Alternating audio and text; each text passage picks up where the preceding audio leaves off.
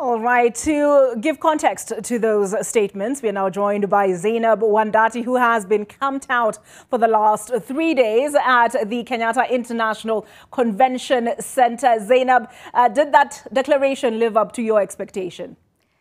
Well, the short answer is it does not live up to a lot of people's expectations. And it has been a busy 3 days for the delegates attending this summit with 20 heads of state here, the complications with movement, logistics, not being able to get a badge. Some people have come from very far and only to get to Nairobi and told they are not registered for the summit, even though they did get an email telling them that they are indeed registered. So a lot of issues there, logistical issues. But when you look at the declaration itself, there was a draft document that came out, and a couple of people went through it, various groups, and sentiments and feelings are coming up about it. And one of the things that's coming out clearly is that a lot of people feel that this summit, the Nairobi summit itself, overpromised but grossly underdelivered. This means that what President William Ruto was talking about the summit, that what the summit intended to do outside before the summit began was so up here, but when the declaration came out, the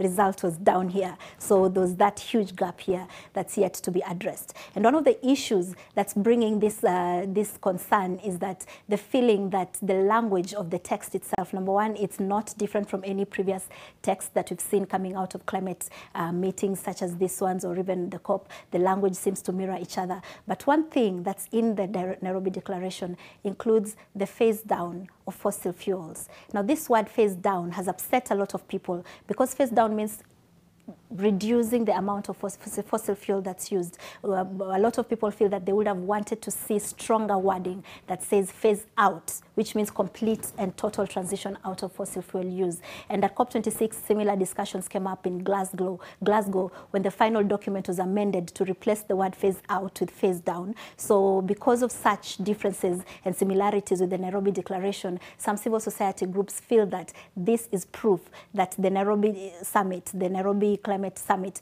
was a front for the North, the perceptions of the global North. But besides that, the COP28 president has released a statement on the Nairobi Declaration, and he has lauded the summit, saying it has been successful, and he's hopeful that the results of Nairobi, the Nairobi Declaration, will be moved on to COP28, and that COP28 will pick up discussions from there. So we still we're still picking up these reactions. And Oliver, I should just mention that, by the way, the Nairobi Declaration, it's called the Nairobi Declaration, but back in 1990, there was a similar declaration that also called the Nairobi Declaration on Climate Change. And so what you expect to see from us tomorrow is to unpack these two documents, the Nairobi Declaration of 1990 and the Nairobi Declaration of now, and see how the two of them compare. Yes, even as we begin to cover the Africa Climate Week, which is still underway. We finished with the logistics and the presidential issues of the Africa Climate Summit. Now, beginning tomorrow, we begin to give focus to the Africa Climate Week, which will be looking at the solutions that President William Ruto has been speaking of highly.